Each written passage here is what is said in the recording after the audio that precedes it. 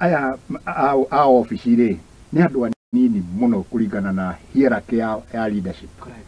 Uguo ri ona kana uraruta kwa office of the president kana uraruta state house, you are not above the deputy president. Uguo deputy president ona ndagire gukuria agire kwira mundu uria equivalent waku tondu in that office uraya sino uyu no uyu agikuria undu urege kuga ri na ni urahusu deputy president ri thitu kuonania power wina power igitagire gukorwo who gives you these powers? Of course it's you could deny this one. It's your boss. Yes. Uguo ri mekaga uria boss arauga uguo ri these guys who are blaming Gachagua ati ndathire kuraki president no makirietete that scenario nigetha kuoneke mundu uyu ni arafiru president.